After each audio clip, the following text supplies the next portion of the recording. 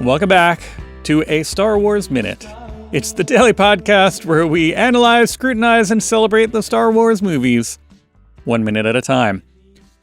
I'm Pete the Retailer from PeteTheRetailer.com. I'm Alex Robinson from AlexRobinson.fun.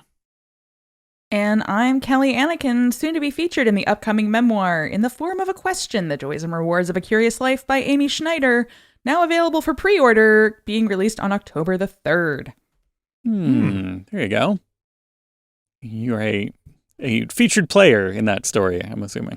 I'm very much a featured player. Both know, you know about my relationship with Amy, right? I do. You do. Does Alex? Alex, do you? I Amy do is my ex-wife. Oh. We were married for 10 years. So is this like a tell-all book? It's a tell-some. Okay.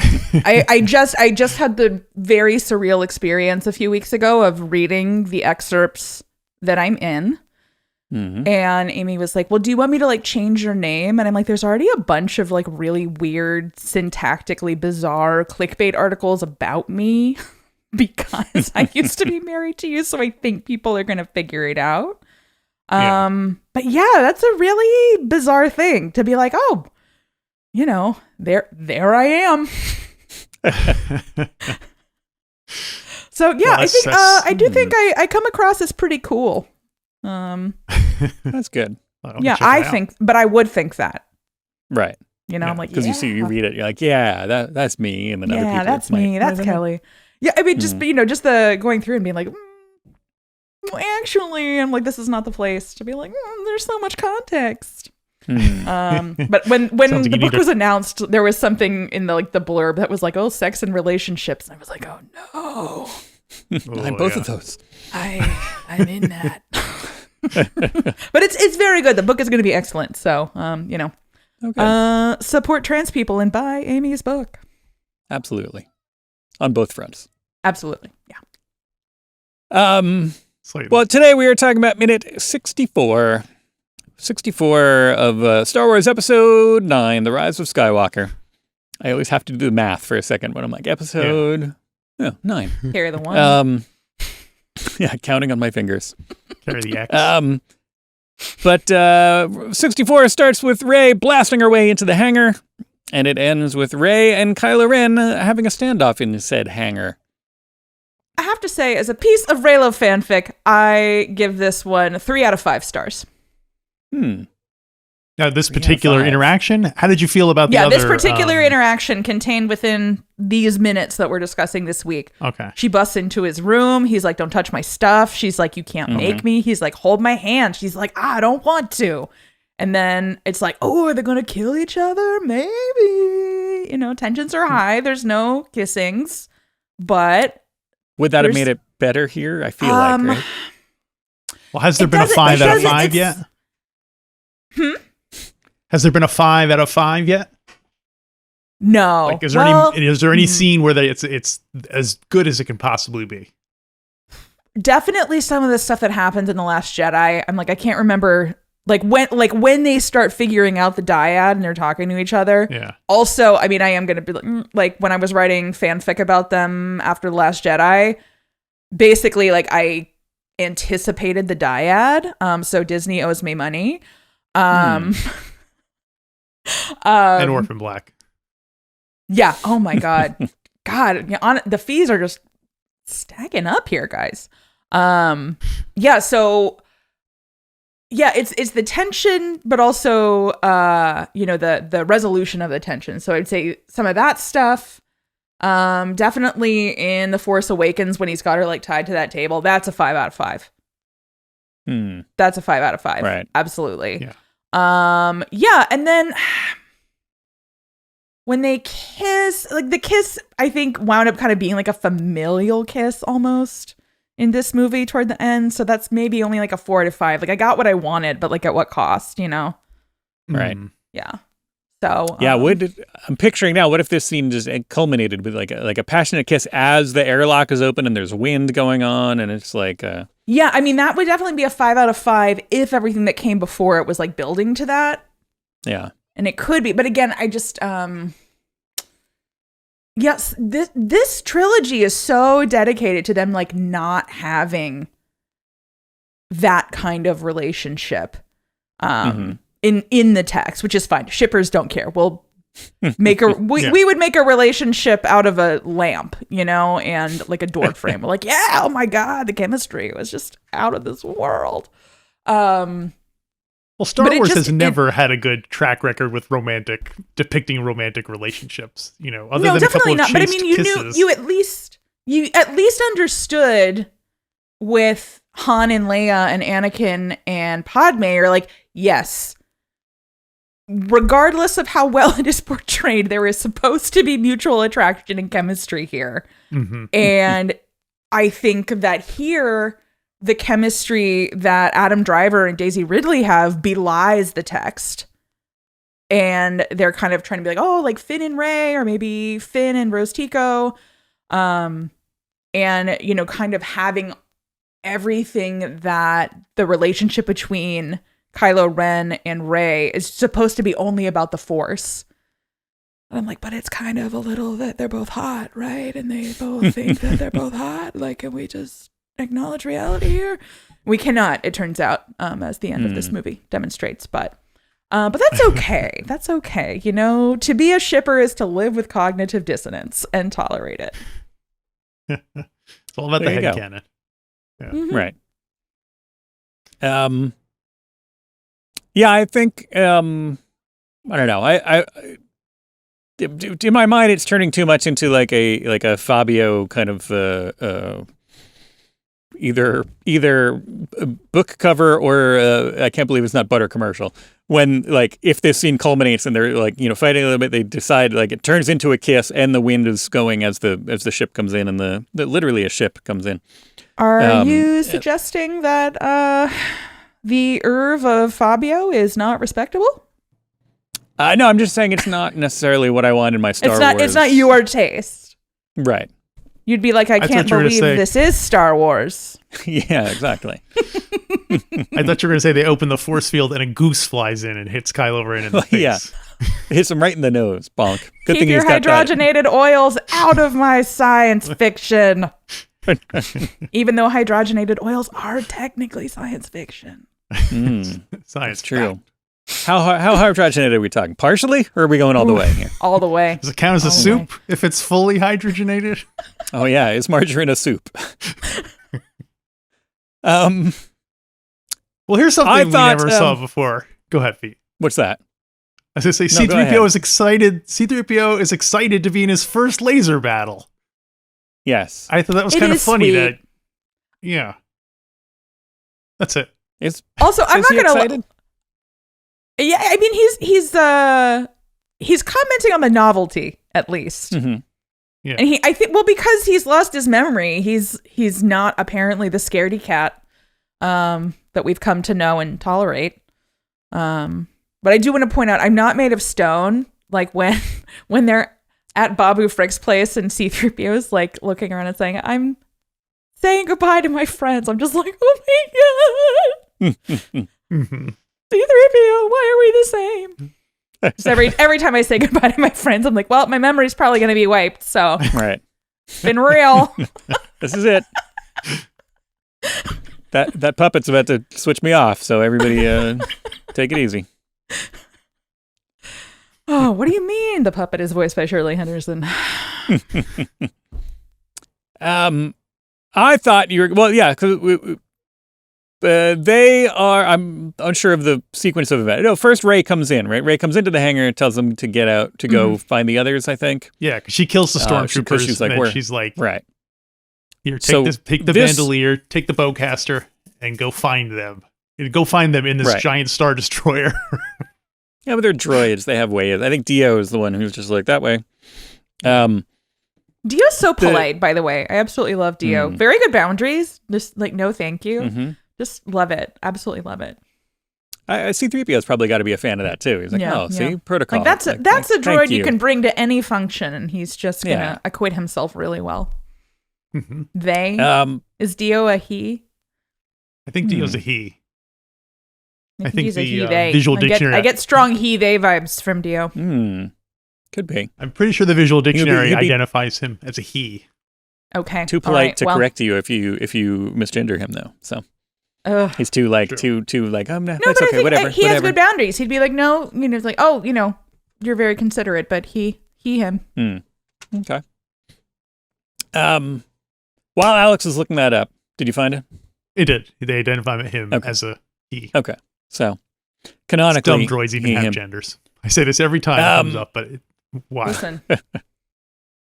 If we start pulling at that thread, man, this whole podcast falls apart. Yeah. We do get here's if I were kind of transposing this movie back into let's say this came out as the sequel to Star Wars. This is the 6th Star Wars movie. There were no prequels. They just kept making Star Wars movies after Return of the Jedi. Every 3 years we got another Star Wars. So what is that? 83, 86, 89? Do math, 90, 89, 92. Perfect. Because this, with Rey coming out with this stuff, this would totally be the cover of this issue of this comics adaptation. Rey with the bandolier, like totally zapping. You'd get this like weird, like, and 92 would be perfect, like Image Comics style, like Rob Liefeld, like Rey coming out blasting, guns a-blazing with a bandolier and a crossbow and all this stuff. And it would be. I do love the crossbow. That's, yeah. Yeah. As an accessory, it doesn't really get used much. Yeah. Why doesn't everybody get those? I mean, it's Chewbacca's thing, he's got it. But it is just, it's fun, like, let's have a little fun, just like animated short of like, everybody is Chewbacca for the day. And just trying out the different weapons. I like to think of the bowcaster as something you have to be really physically strong to do. Like it has a kick, like a kick on it, which is why Chewie can use it. But now I guess it's just like anyone can, anyone can bowcaster. It's just a regular gun. Yeah. Right. Maybe there's settings on it. Yeah. Well, also in the poster, they had C-3PO wearing the bandolier and carrying the bowcaster. And I think a lot of people thought that was going to be a big part of the story or something, but. Like when his memory gets erased and he's going to be like an assassin droid for a little bit, something like that. Yeah, something like that. But it's just more or less a one-shot gag. How heavy do you think the bandolier is? How disappointing for those people. How heavy do you think Chewbacca's bandolier is? Like if Rey wore it all day, would she have like a sore back at the end of the day? Is it like carrying like probably like 40 pounds, 35 pounds, so like a toddler, Yeah. That's what I would say. And I'm bad at math and judging how much things weigh. So, Pete, how much is that in kilos? I'd say 3 or 4 seasons.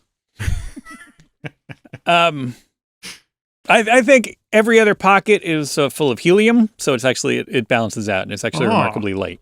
I like that. I don't know.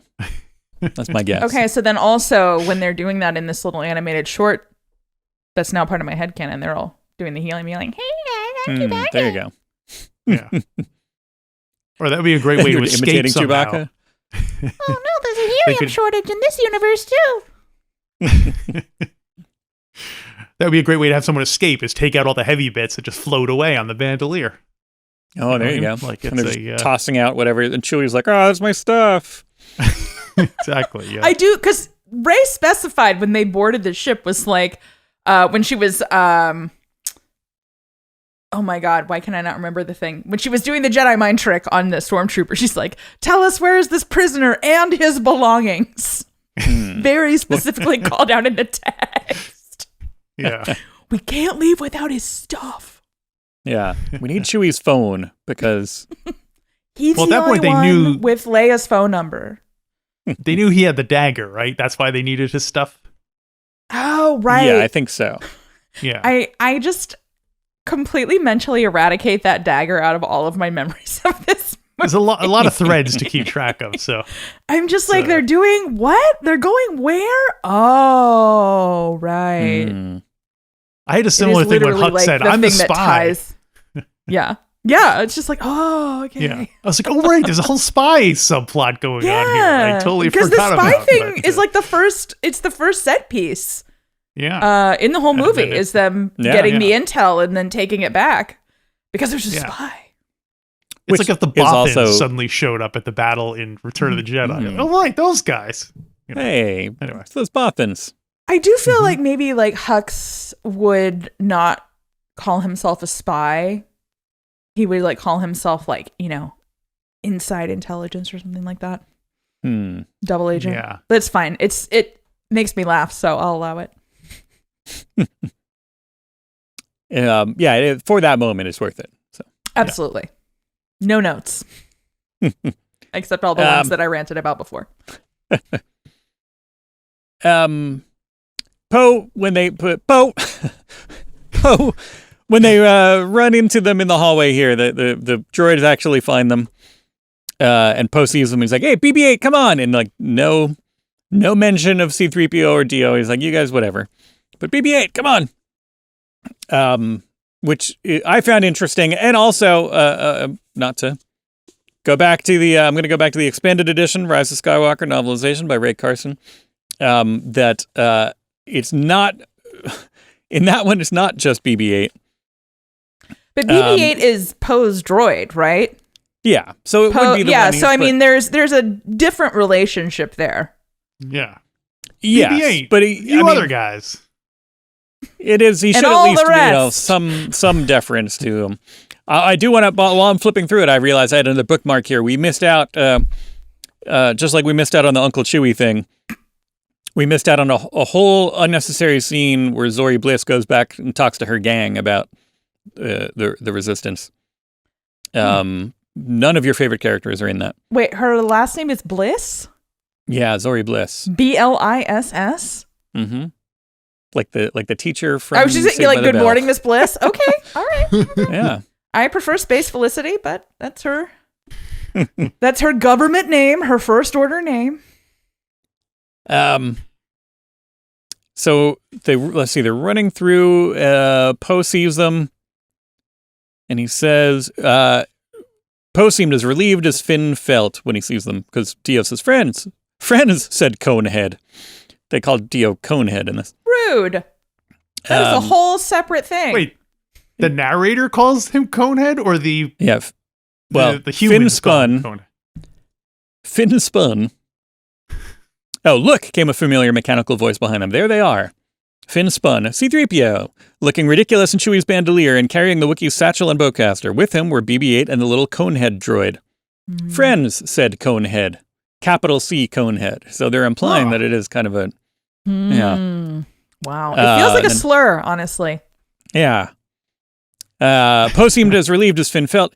BB-8 spelled out, which I hate to see. I don't mind C-3PO getting spelled out, but I do. Like THREE, but I hate R2. I hate 3PO. Use the numbers.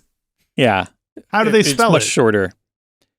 BEEBEE-ATE. Oh, ATE, not even EIGHT. ATE? Yeah.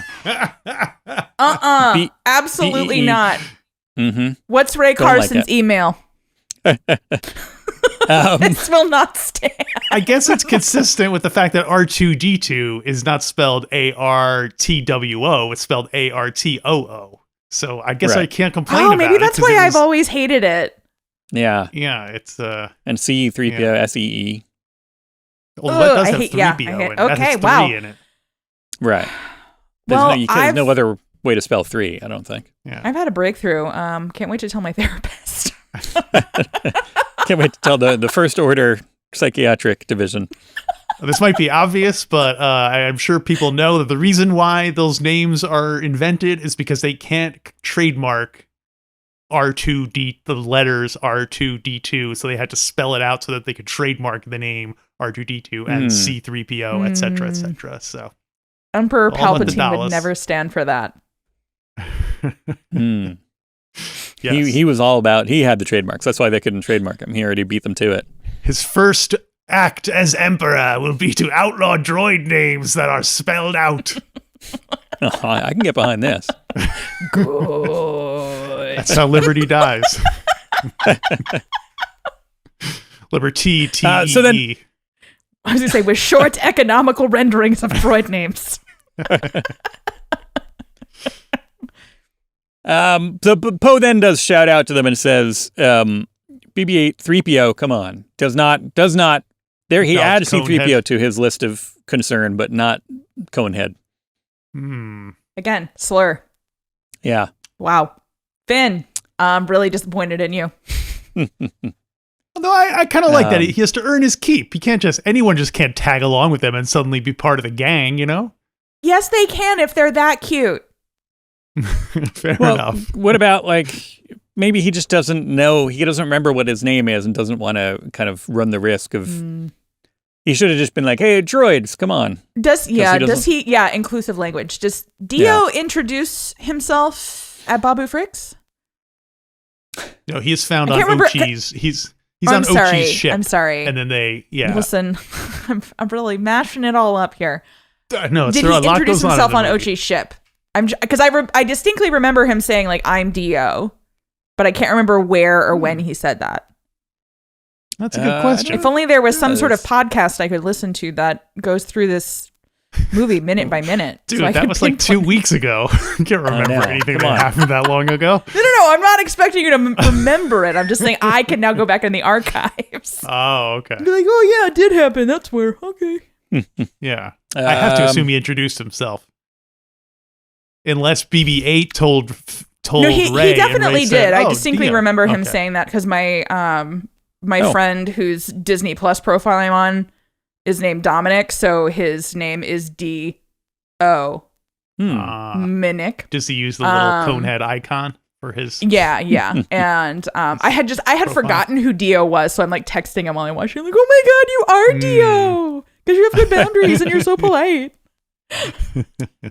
According to the novelization, yes, he does say after he says battery charged, then he says hello, and then he says hello, I'm Dio. He's so cute. I love him. I'm gonna go watch a supercut of him after we finish recording this. He's pretty short. I think he's probably only in less than a minute of. Oh yeah, well total. Which makes it a really easy to watch, achievable goal. Yeah, this is tiny victories droid. Here. So, yeah. Little droid, big impact. Hux is worried about how this is all going to look, and he asks Finn to blast him. He says, shoot me in the arm. That way I can, it's more believable, essentially. And Finn is acting brand new here. When he's like, what? I'm like, are you or are you not like a very high-ranking official in this war? Like, this is like Spycraft 101. You don't want to burn your source. Like, ask Space Felicity. She'll show you every season of The Americans if you ask nicely. Well, I still don't get why that would... I don't get how shooting Hux would... So what's the story Hux tells? We were about to execute them, and then all three of them overpowered all four of us? Yes. Yeah. That's the story he's sticking to. Okay. He doesn't have a blaster walking into that. Right. But so the he three could be like, hey, stormtroopers look, do have blasters. Right. He could be like, these idiot stormtroopers of yours got overwhelmed. The ones who are now dead. I barely made it out alive. Yeah, they got overwhelmed by three unarmed beings. Yeah. Right. One of whom is a Wookiee, so that's not to be, That's true. That's a good point. I guess, because, Chewbacca could have rushed them while they were trying to tangle with Chewbacca. The other two could have disarmed at least two of them.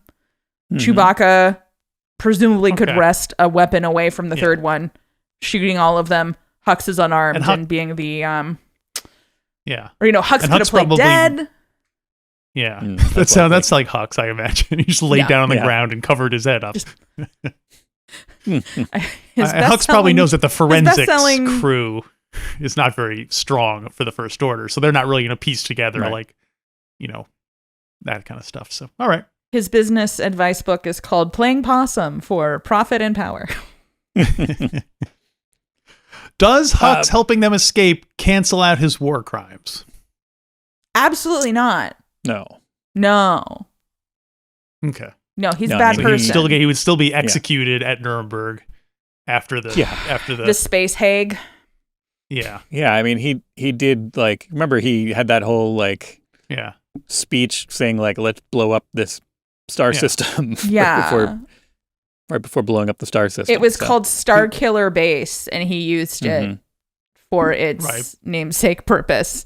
I mean, I could see some clemency, but also we still haven't seen the ultimate result. Like, it's like, the reaction of the resistance to his participation in the war crimes depends entirely on how valuable the information they got from him is, right? Mm-hmm. So it's just like, what was it ultimately all that useful? Did it materially help them to win?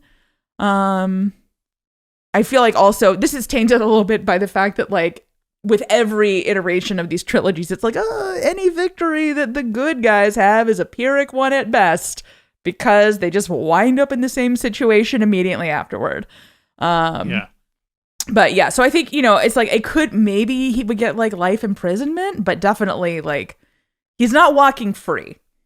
No. He did more. I would argue he did more to help the resistance than Darth Vader did to help the rebellion. And he got to go to heaven. Yes, but Darth Vader conveniently died immediately after doing that. So if Finn killed Hux, he would have been gone to heaven. Then we just have another Force Ghost to deal with. Oh man, a Hux Force Ghost would be great. Yeah. I don't even believe in the Force. Right. Why am I? He'd be angry about it. He's like, I wanted to have eternal relaxation, and instead I'm stuck here. Riddle me this. How are people in the Star Wars universe still out here acting like the Force isn't real when they have literally witnessed it, like, knock down stuff? Who are you referring to specifically? I'm specifically referring to Zori Bliss, a name that makes my skin crawl. When I think, is it her? Or is it when Finn is talking to Janna? Zori doesn't seem to have any opinions on the Force. No, wait, no. I'm sorry. I'm conflating two conversations. So it's the one with Finn and Janna where she's talking about how she and her battalion all laid their weapons down. And he's like, that was the Force. And he's talking about, yeah, I didn't know if I believed it, but like now I do. And I'm like, yeah, okay. But how unusual are Force wielders at this point, I guess? But it's just like, the Jedi, they were trying to bring the Jedi back. Within this film, you see Rey like pulling a ship and like preventing it from going with the Force. So I'm just like, why is there even a debate still? Well, magnets. If you were not standing right next to her, you might just see a ship start to take off, have engine trouble, and then explode. And so that would be your point of view on that. I think that for almost everything, there's an explanation that could be plausible. For a lot of things happening, I know some things are unexplainable. Those probably have a limited audience too, though. And so then, definitely all the Force dyad stuff is just, you're gonna have to take our word for it. The members of the purported Force dyad. And don't forget, we hear that from Kylo Ren. I just feel like the Force just needs better PR then. Like, oh yeah, totally. Because we know as the viewers, we're like, yeah, this is real. Especially considering that for 1,000 generations, there was a police force that used the Force all the time. You think there'd be thousands and millions of people who would encounter Jedi in their lifetime, and everyone would know. Like, right. But, well, on that point though, too, at multiple points during this film, they talk about the old wars, specifically when they're in the Endor system. I'm like, wasn't that like 25 years ago? That's not that old. Yeah. But the Battle of Endor happened. Like, I get that we all want to move on. I think saying that, you are admitting that you are in fact old. It was only 35 years ago. I'm definitely like, I'm old, but also like, you're like, oh, this old war. I mean, yes, in the sense that you're in a new war currently in the present, but it's just like, it's not that old, but is it? I don't know. Are you a youth? Please find me on Twitter at Kelly Anneken. Tell me. The fact that you still use Twitter, you're old. Yeah, I was going to say, I'm definitely not on TikTok. I'm just like, no, I'm not doing it. I just have my younger siblings send me things that are amusing. Am I old? Let me know. Send me a message on Nextdoor and I'll... No, am I old? Find my Friendster profile. Yeah. Anybody still on ICQ? What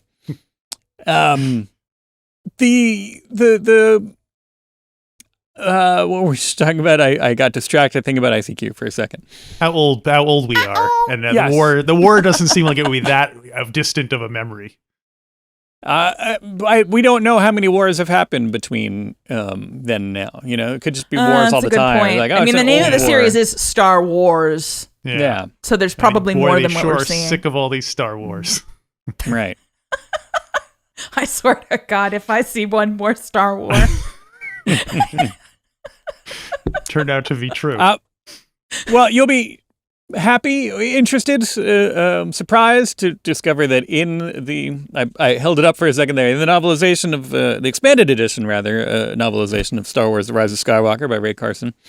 Like Ray Carson at Gmail, Ray Carson at Proton Mail, like what are we? The Finn does have a moment where he thinks about killing Hux. He's like, we should kill him. And then he was like, you know what? No, I don't like killing people. And he's like, it reaffirms his like, oh yeah, no, he's deciding to be good. And he doesn't like killing people. And that's when he kind of switches and shoots him in the leg. And but part of it is like shooting him in the leg will hurt more than shooting him in the arm. Mm-hmm. So I'll go that way. So he's not the dark side, kind of the grayscale side. Yeah, he's not quite. Yeah, I mean, good. He's still, old habits are hard to break, I'm sure, but he's doing it. He's making an effort.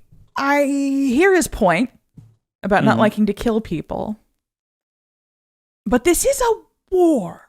It's in the name of the series. And kind of similarly, I think I may be jumping ahead.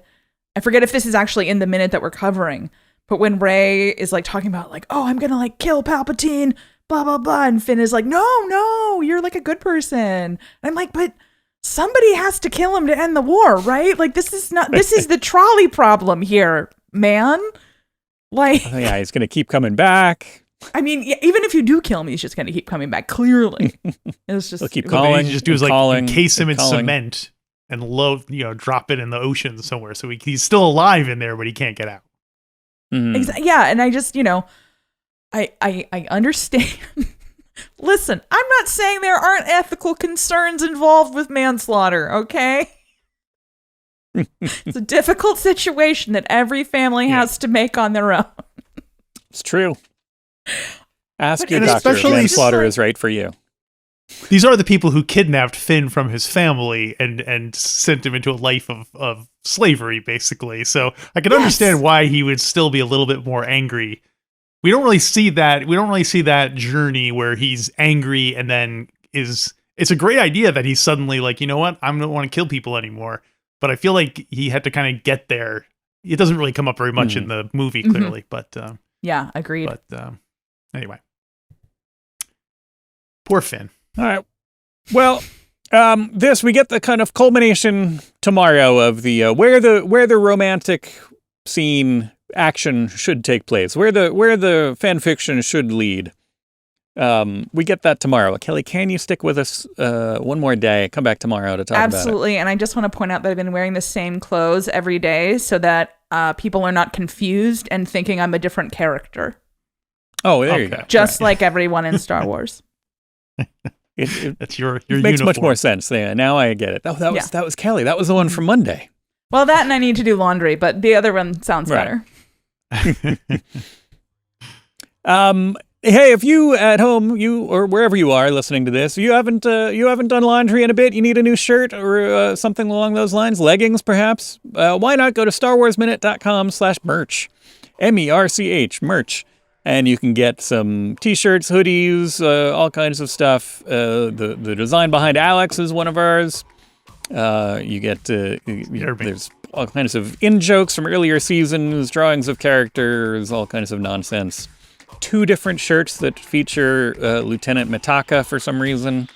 Go there, get some stuff. Meet us back here tomorrow for a brand new Star Wars Minute.